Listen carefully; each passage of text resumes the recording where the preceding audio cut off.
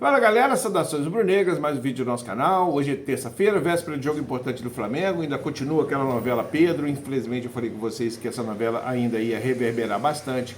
E agora tal disse que Pedro não se desculpou, que Pedro se desculpou, que Felipe Luiz exagerou, Felipe Luiz não exagerou, enfim. Mesma discussão, isso ainda vai perdurar por bastante tempo. Vamos saber aí qual vai ser a atitude do Felipe Luiz dos relacionados de hoje para a partida de amanhã. Se o Pedro estará ou não, eu acredito que não esteja, senão ele estará dando um tiro no pé. Mas vamos ao que interessa, vamos ao vídeo e ver como estão o preparativo do Flamengo para essa partida importante contra o Santos, que vale a nossa continuidade na liderança. Um grande abraço a todos, vamos ao vídeo, valeu! Boa tarde para você, Globo Esporte no ar. O Flamengo vive dias tensos nos bastidores. O atacante Pedro não foi relacionado para o jogo de amanhã contra o Santos, segundo jogo seguido do time sem ele. O Carlos Gil está lá no Ninho do Urubu e chega agora com mais informações para a gente. Gil, continua essa situação, hein? Boa tarde para você, querido. Boa tarde, Débora. Boa tarde para todo mundo. Pedro continua de fora. A gente está aqui no Ninho do Urubu. O Flamengo finalizou hoje a preparação para o jogo de amanhã contra o Santos na Vila Belmiro. Foram 2 treinos, né? Ontem pela manhã, hoje pela manhã. E aí, logo depois do treino, o clube divulgou os relacionados, quem vai viajar. E o Pedro, mais uma vez, está de fora, assim como tinha acontecido no sábado na partida contra o Palmeiras, né? Mais um capítulo dessa relação que já está conturbada, né? O Felipe Luiz, logo depois da partida, deu uma entrevista cobrando e criticando o posicionamento do Pedro. Ontem o Pedro conversou com os companheiros antes do treino e na parte da tarde divulgou uma nota nas suas redes sociais. Nessa nota, ele toca em alguns assuntos dizendo que é inegável que se sentiu desvalorizado e aí ele cita o episódio do vazamento, né, de conversas com um membro da diretoria que o teria colocado à venda e o descartado para a sequência da temporada e que isso, sem dúvida nenhuma, baixou o rendimento dele, fez com que ele não tivesse um desempenho bom durante a semana, a justificativa que ele dá para não ter treinado bem, mas também cobrou a postura do Felipe Luiz, dizendo que ele foi exposto publicamente num tom acima e de forma desrespeitosa. Bom, o fato é que ele está de fora mais uma vez, vai ficar aqui no Rio de Janeiro treinando e no fim de semana tem Fla-Flu, né, Débora, no domingo. Vamos ver se para o clássico de domingo o Pedro volta a ser relacionado. Continuar acompanhando, Gil, obrigada pelas informações, boa tarde para você. Eu quero mostrar para você os números do Pedro antes e depois da lesão sofrida em setembro do ano passado. Ele ficou longe dos gramados por 7 meses. Aqui, olha, em 2024 foram 43 jogos, 30 gols marcados, média de 0,7 gol por jogo. Esse ano foram 17 jogos e só 8 como titular, 5 gols marcados e 3 assistências. A média de gol por jogo é que caiu bastante, só 0,3. A Sofia Miranda foi para as ruas para ver o que a torcida está achando dessa história do Pedro. É hora do Cornetada Carioca. A galera dividida, mas muito torcedor querendo que o Pedro volte a dar alegrias, né? Ainda falando de Flamengo, Matheus Gonçalves arrebentou no Brasileirão Sub-20 e ele sim foi relacionado para o jogo contra o Santos. O garoto estava praticamente negociado com o Cruzeiro, mas vai ficar. Matheus Gonçalves, cria do Flamengo, chegou ao clube quando tinha só 12 aninhos. Teve algumas chances no profissional, fez uns golzinhos, mas não conseguiu muito espaço. Ele ama jogar, ama futebol, se frustra quando não está no campo e até agora, claro, a posição dele, a concorrência com a posição dele é muito alta. O Matheus estava sendo negociado pelo Flamengo com o Cruzeiro, quase tudo certo, e foi jogar pelo Sub-20 para não perder ritmo. Muita gente acha que quando eu desço eu fico chateado, não, mas a verdade é que esse é um pedido meu. Na base, ele tira onda, é camisa 10. Olha só o gol contra o Atlético Mineiro pelo Brasileirão. Canhotinha, que bomba, que golaço! Que pintura, fazendo arte na Ilha do Governador Matheus Gonçalves, o M10! E olha a carinha do Pacini. Parece que não gostou muito do goleiro Pedro Cobra. Lembra que eu falei que o Matheus estava com a ida encaminhada para o Cruzeiro? Não vai mais. E ele ficou sabendo no intervalo, avisado pela nossa repórter. Não estava sabendo disso não, tô sabendo agora pela senhora, né? Antes do jogo, o que tava para mim e pro meu staff, é o que tinha combinado que os presidentes, né, o BAP e o Pedrinho, já tinham um acerto. Mas se o Flamengo não quer me vender, quer que eu fique aqui, então vou trabalhar duro, conquistar meu espaço, que é o que eu sempre sonhei, né, dentro do Flamengo. O Matheus ainda deu essa assistência pro Iago. No final, 4-2 para o Flamengo. com o Matheus jogando muito. O que me faz feliz é jogar. Eu gosto de jogar, gosto de futebol. Hoje o Vasco enfrenta o Independiente Del Valle em Quito, jogo de ida do mata-mata que vale vaga nas oitavas da Copa Sul-Americana. Na partida em Brasília, 0 Vasco, 2 Botafogo. Com a parada, a gente achou que ia dar uma melhorada, mas não veio legal contra o Botafogo. O time do Vasco, hoje, o que falta é confiança. Desde domingo, a equipe está em Quito, trabalhando para deixar para trás os erros da derrota de sábado para o Botafogo. Não podia ter errado e são correções fáceis de serem feitas. Hoje o time tem pela frente o Independiente Del Valle, primeiro jogo do mata-mata que vale vaga para as oitavas de final da Copa Sul-Americana. A equipe deve ir a campo com Léo Jardim, Paulo Henrique, João Vitor, Lucas Freitas e Lucas Piton. Hugo Moura, Tietê, Garrel, Alex Teixeira. Nuno Moreira, Ryan e Verrete. Felipe Coutinho, que foi substituído no jogo contra o Botafogo, não viajou para o Equador, porque está com dores na panturrilha esquerda. O volante Thiago Mendes, recém-contratado, ainda não estará à disposição. O treinador já sinalizou que o elenco precisa de mais reforços. A prioridade do Vasco é contratar um atacante nesta janela de transferências. Admar Lopes, diretor de futebol do clube, já montou uma lista de jogadores da posição e enviou para o técnico Fernando Diniz. A gente vai tentar reforçar de maneira pontual quando a gente conseguir o nome certo. Não adianta a gente contratar só por contratar. Acertar em contratação já é difícil, ainda mais com restrição de orçamento. E olha quem está de volta ao Fluminense, John Kennedy, autor do gol do título da Libertadores. Mas e o Arias, vai ou fica? Camila Barbieri traz as notícias do Flu pra gente. Oi, Camila, conta o que acontece com o colombiano, minha filha. Fala, Débora, tudo bem? Boa tarde para você, para todo mundo que está com a gente. O vai e vem dos Johns, né? John Kennedy e John Arias. Vamos falar do que está certo, então. John Kennedy desembarca amanhã no Rio de Janeiro, então ele retorna ao Fluminense depois de um contrato de empréstimo que durou 6 meses com o Pachuca do México. Então ele retorna e o Fluminense trabalha para inscrevê-lo a tempo para ele disputar o Fla-Flu, né? Que será no domingo. Essa é a situação do John Kennedy. Do John Arias, o que a gente pode dizer é o seguinte, viu? O Fluminense recusou a primeira proposta feita pelo Wolverhampton da Inglaterra pelo jogador no valor de 20 milhões de euros, cerca de 130 milhões de reais. O Fluminense espera uma proposta melhor para negociar o jogador, até porque o Patriotas, que é o time da Colômbia que revelou, o John Arias tem 50% dos direitos, então é uma fatia grande aí, né, para essa negociação. Agora, para finalizar minha participação, vou atualizar sobre a situação do Germán Cano. Ele esteve na Argentina por conta do falecimento da mãe dele, mas já voltou aos treinamentos e estará à disposição para esse jogo de quinta-feira contra o Cruzeiro no Maracanã. Débora. Perfeito, Camila. Obrigada pelas informações. 2 vezes aí no começo e no fim, né? Foi isso que o incomodou. O resumo, na minha visão, ele reconhece o erro, que foi abaixo e tal, mas não gostou da forma como o Felipe Luiz externou, colocou tudo publicamente na entrevista. Não pediu desculpas, que era algo que o Felipe Luiz deixou claro naquela coletiva. Pode ter feito internamente, mas tinha Talvez que ter explicitado no comunicado, né? E eu acho que ele foi convidado pelo Felipe Luiz de uma maneira, eu acho que nem ríspida, mas de uma maneira dura, a um meia-culpa que ele não fez. Ele não faz esse meia-culpa. Ele diz, dessa maneira faz, não faz? Ele diz não ter vaidade, mas é um meia-culpa condicionado, né? Meia-culpa condicionado não é meia-culpa. Meia-culpa é o cara virar e falar assim, olha, estamos juntos. Ele foi convidado a isso pelo Felipe Luiz. Não era uma estratégia do Felipe Luiz para queimar ninguém, isso estava claro. Foi transparente, de uma maneira transparente que eu, pelo menos, nunca vi no futebol. Tanta transparência. O Felipe Luiz... Muita gente gostou, professor, e muita gente não gostou. Principalmente gente do meio, né? E jogadores, por exemplo, que não só daqui, de outros lugares, de outros canais. Mas assim, Abel, isso aí vai me... Não, só estou trazendo um fato. Não.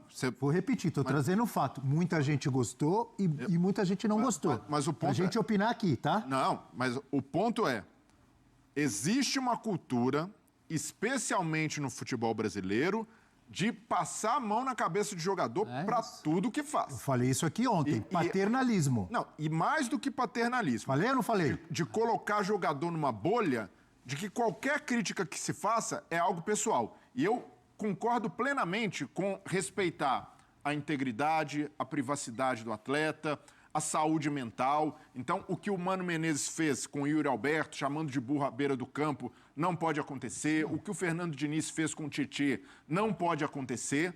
Mas agora, um treinador criticar de forma profissional e de forma técnica a postura de um jogador no treinamento, isso não pode ser considerado desrespeito. O Pedro tem todos os motivos para ficar chateado com essa crítica. Cobrando melhora, né? O Felipe Luiz cobrando melhora. De não assimilar, mas o que o Felipe fez não foi desrespeitoso. Pelo contrário, ele valorizou o Pedro o tempo inteiro, dizendo que conta com ele, mas tem gente que não dizendo quer que o Felipe Luiz desvalorizou um ativo do clube. Não. Acho que quem se desvaloriza é o Pedro com esse tipo de atitude dele. Exatamente. E desvaloriza o time ao fazer isso, desvaloriza o seu próprio futebol. Então, a gente precisa separar as coisas, Abel. O treinador pode e deve cobrar o atleta, porque quando não faz isso, o torcedor vai dizer: nossa, mas não existe cultura de cobrança no clube? Porque se o Felipe Luiz tivesse ficado calado, o clima estaria pacífico, mas lá na frente, essa corda ia estourar. E ia estourar justamente por falta de cobrança profissional. E essa cultura perniciosa, essa cultura arraigada de que o atleta tem que ser protegido, não pode expor o atleta. E as obrigações do jogador de futebol? O jogador pode dar migué, o jogador pode chegar atrasado em treino, o jogador... Pode sair antes do treino, que foi o caso. Pode sair antes do treino, ele pode ser um jogador desinteressado no jogo, na marcação. Esse tipo de atitude, atitude mesmo, ele é aceito na Europa? Numa visão mais profissional de futebol? Então, sim ou não? Sim. Não é. Não é. Esse tipo de atitude não é aceito na Europa. Não. É isso que eu estou dizendo. E no Brasil... Exatamente. É isso que eu estou dizendo, estou te perguntando. Já estou dando a resposta eu falo, hoje, até na cultura europeia, é comum que alguns treinadores subam um tom com jogadores que não estejam entregando nos treinos. A gente tem visto isso. Rubem Amorim no Manchester United expõe ali quem tem de expor. O Ten Hag tinha feito isso antes, desagradou muita gente, mas falou muitas verdades. Então, aqui ainda permanece essa leniência, essa passação de mão na cabeça do jogador. Paternalismo, não é? E é um paternalismo, Abel, porque a gente não pode confundir as coisas. Existem muitas cobranças que fogem ao tom, principalmente de torcedores, na imprensa também, que desrespeitam um atleta, que fazem chacota. Isso não é legal. Agora, cobrar de forma técnica e postura profissional de atleta, isso daí deveria ser missão básica de todo treinador. Porque se o treinador não fizer isso, aí sim perde o grupo. Porque se os outros jogadores estão percebendo ali a postura do Pedro nos treinamentos, e aí o Pedro, o meu motivo foi que eu estou em desacordo com um membro da diretoria, me senti exposto. Se todo atleta que tiver um porém com diretoria agir dessa forma... Vira bagunça. Vira bagunça completa. E o treinador perde autoridade, perde controle, e todo mundo, quando se sentir dessa maneira, vai fazer igual. O Felipe Luiz cortou o mal pela raiz. E o Pedro... Alguns que estão criticando o Felipe Luiz defendem que quem deveria ter essa atitude seria o diretor de futebol, o executivo, no caso, o Boto. Abel, na boa. Por que o técnico não pode também? E vamos combinar. Se fosse o Boto que tivesse feito o mesmo desabafo e a mesma crítica do Felipe Luiz, essa galera ia criticar do mesmo jeito, porque tem essa coisa do jogador ser um bibelô, o jogador ser uma pessoa intocável. O jogador tem as obrigações profissionais dele. Exatamente. E separar as coisas. O que é saúde mental, o que é desrespeito de fato e o que é cobrança profissional, como precisa existir em qualquer ambiente. Claro, o Felipe Luiz foi duro, o Felipe Luiz foi direto, mas ele não foi desrespeitoso. Exato. Ele botou o dedo na ferida. Ele deu, inclusive, os elementos para uma mudança de conduta que só dependem do Pedro. Ele falou, só depende dele. Estou aqui dando a mão, se quiser, continuamos juntos. E se não quiser, também não continuamos. Simples assim. A sua tela, porque eu vou registrar aqui, ó, o Jonathan Vinícius está falando aqui, ó, cara, não tem mais clima. Eu acho que ele não volta. Tem também aqui outras participações da galera falando sobre a atitude do Pedro. E eu acho, dessa reunião de hoje, precisa entender como ela foi. Mas olhando para o mercado, o Pedro deve ter feito uma leitura. Cara, o Palmeiras Se eu fosse a Leila, eu ia lá pegar o Pedro. Como é que é? Opa! Se eu fosse a Leila, eu ia dar uma chegada... Mas já tem o Tigrinho lá, né? Ele tem um beleza. Não, mas não tem Paulinho, o camisa 9 é o Tigrinho. A Leila falou, já tem camisa 9 agora. Mas tudo bem. Isso colocado assim, pro mercado nacional seria o Palmeiras. Que já não, pode trocar pelo Caleri. Teve um momento que o Flamengo tá vencendo o Caleri. Tudo bem, mas eles não vão liberar. Trocaria, eles não vão maestro, liberar. Caleri pro Pedro? Opa, olha lá, ai, que coisa linda, ó. Coisa linda, a audiência está sensacional. Lá, mandem vídeos pra cá que nós vamos continuar com esse assunto, Pedro. Pode mandar o André Silva junto também, né? Caleri e André Silva, dois... No brasileiro? Pelo número de jogos, na Série A ele não pode mais disputar. Não pode mais jogar. Esse ano. Então, ele deve... Você acha que passou na cabeça dele jogaria só Libertadores? Libertadores, sim. Você acha que passou na cabeça dele o seguinte, cara, vamos fazer essa reunião, o procurador deve ter falado, segura a tua onda, vai lá, fala com os caras pra você ficar... É melhor ser reserva ou alternativa no Flamengo do que ir pro mercado... que não seja tão atrativo para ele, só para jogar. O chama de mercado alternativo. Para sair? E aí?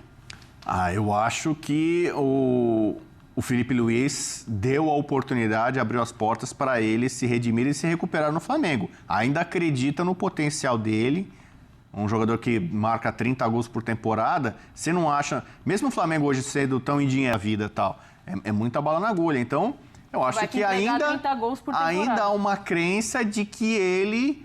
vai ter mais exposição, mais motivação. Porque bola ele tem, a gente sabe que ele é um grande... a gente falava até pouco Caio tempo Jorge, atrás mas tá dando umas que ele seria o centroavante natural. Não é nenhum Caio Jorge, assim, mas tá dando umas cacetadas não, mas, assim, de vez em quando, né? Não vamos voltar pouco tempo atrás, a gente falava que ele era o camisa 9 ideal para a seleção brasileira. Que é uma posição carente, agora tem o João Pedro, então hoje estão aparecendo outros nomes aí para brigar por essa posição. Mas um tempo atrás a gente falava assim, o Pedro é a esperança de centroavante do futebol brasileiro. E por isso que o Flamengo pagou por ele, investiu nele e tal. E não é possível que ele, ainda jovem, reputo ele como jovem, já está entregando os pontos da carreira. Ele já bateu na Europa, voltou. O Gerson fez isso, mas voltou de novo, né? Já teve proposta, saiu, se manteve ativo, disposto, competitivo. A impressão que dá é que o Pedro meio... Alguns jogadores chegam a alguma hora da carreira que dá uma cansada. O Adriano Imperador... Tinha potencial pra fazer muito mais. Ronaldinho Gaúcho. Eu não sei se o cara chegou em alguma hora, o Ronaldinho Gaúcho falou, cara, o Pedro é jovem, que eu já treinei, já ralei, já ganhei, já deixou. Tá bom, vou curtir a vida. Então, Ronaldinho, calma. Não, tô falando você tá louco. Tem jogadores que acham o nome da carreira, o cara dá uma desanimada. Eu não acho que é sobre isso. Ronaldinho Gaúcho. Não sei. Eu não acho que é sobre isso, não. Eu não acho. Primeiro tem que ver se o Pedro concorda com o treinador. Às vezes a visão do Pedro em relação ao que ele tá apresentando. Os números não mentem. Treinado. Ele tá abaixo em todos os níveis de treino. Hoje você, como o professor Silas, temos professor Celso Ziotti, professor Calçade, professor de Bigode e o professor Silas. O professor Silas falou, hoje eu não dá pra dar um migué. Vou aqui fazer um corpo mole. O cara fica sabendo. Aí chega com o número, ele vai bater o quê? Pô, melhora esse número aqui todo, que aí você vai ter chance, vai voltar a ser titular. Mas olha... Eu tenho certeza que está passando na conversa do Pedro com o procurador dele, com o empresário, com o staff, o olhar de mercado e seleção brasileira. Eu estou errado, Silas. Quando ele estava para se recuperar de contusão, todo mundo ficava, vai voltar um 9 da seleção. Agora tem João Pedro, Marcos Leonardo. Vamos ver os caras que surgiram no cenário, Caio Jorge, Matheus Cunha, Igor Jesus. E o Pedro está ficando para trás. Não vai ter que reconsiderar isso também, Silas? Eu acho. A gente falou muito aqui da escolha que o Gerson fez, indo foi pro Zenit, né? Aliás, estava feliz na apresentação. O Henrique não foi mais convocado. Ou seja, você quer ir lá, a grana é boa, tudo, tem que se pensar assim nisso e tal, mas o Zenit pode esperar, a seleção brasileira não espera. Tanto para um quanto para outro. E eu já tive uma situação muito parecida com essa para ir para o Japão, não fui e depois eu fui para o Japão porque eu estava na seleção brasileira. Então você tem que ver o que é prioridade para você, porque nós não estamos falando de caras que não têm dinheiro. Não é o Primetes. O Luiz Henrique veio, acho que foi a maior contratação do Botafogo, ele e o Almada, né? Isso. Ou seja, então são escolhas e aí é a família, é o procurador, né? O empresário que vai ajudar a resolver. Agora, no caso do Pedro, aquilo que a gente falou. O Ancelotti está aí. João Pedro. O que o João Pedro fez foi absurdo. E o Ancelotti estava vendo. Estamos falando dos gols. E ele estava de férias. Estamos falando do comportamento de um centroavante. Chegou, entrou, jogou contra o Palmeiras um pouco e mostrou a qualidade. Entrou como titular num dos maiores jogos e também deu conta e agora... Aliás, que ironia. Bom, meus amigos, como a gente falou no início do vídeo, continuou nessa novela aí do Pedro e, pelo jeito, isso ainda vai reverberar bastante. No sábado, o Filipe Luís deu a sua entrevista, colocou o seu posicionamento. Aí passou domingo, que tinha jogos e tal, o pessoal lá descansando. Na segunda-feira, o Pedro fez a sua declaração ontem, né, a sua carta, fez a reunião com o grupo. Pelo que informaram, ele não pediu desculpa, que para mim é um erro. Se o Filipe Luís deu abertura para ele se desculpar e melhorar e seguir a sua vida, ele teria que ter feito o que foi orientado. Se o problema dele é com a diretoria, ele não tem que descontar isso em campo para o treinador, porque isso é uma falta de respeito para o comando do time.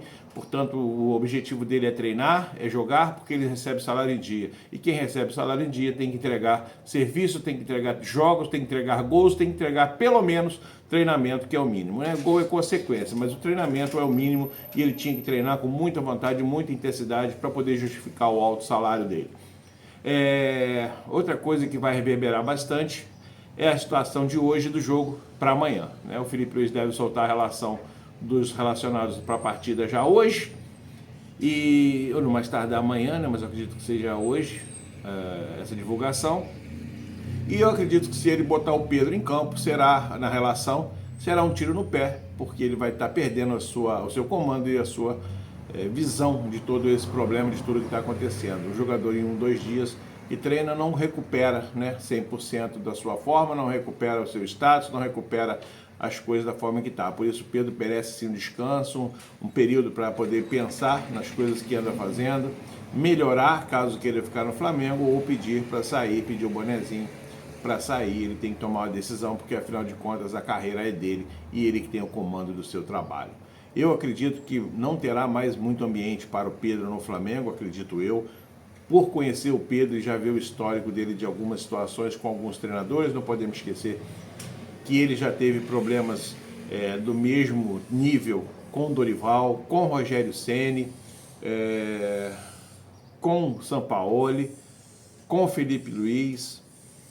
Davi Luiz já avisou a ele, já pediu a ele, já esclareceu para ele o posicionamento do Davi Luiz a respeito dos seus comportamentos em campo, no treinamento. Portanto, o caso dele, no meu entendimento, já é reincidente e ele não tem essa moral toda para poder estar cobrando do Filipe Luís nada de melhor do que o Filipe Luís fez, né, nessa coletiva. O Pedro não tem argumentos para poder lutar contra fatos, contra situações, contra números, no caso do GPS, e o mínimo que ele poderia fazer é ter mais humildade, pedir desculpas ao grupo e à comissão técnica, pedir para poder ter mais uma chance e se reintegrar ao grupo da melhor forma, mostrar o seu melhor, não só nos treinamentos como também em campo, mas principalmente nos treinamentos, treinar sempre, independente dos seus problemas com a direção do clube. Se a direção estivesse deixando de pagar ele, eu concordo plenamente, mas no caso, que eu sei que não é, então a obrigação dele é treinar muito bem, entregar tudo que pode no treinamento, e o jogo sim fica a critério do treinador se vai colocá-lo ou não em campo. Para mim, essa situação não terá um desfecho feliz, infelizmente. Tomara que eu esteja errado e que eu esteja falando besteira aqui, mas é o que me parece e é o que eu sinto de coração. Nesse caso, vou pedir a vocês que deixem nos comentários o que vocês acham da situação, quem vocês acham que está certo ou errado, ou se a partir disso aí a gente pode traçar uma melhor análise de todo o acontecimento. Conto com a colaboração de vocês. Um grande abraço a todos, inscreva-se no nosso canal, deixa o like, que ele é muito importante para o nosso crescimento. Valeu!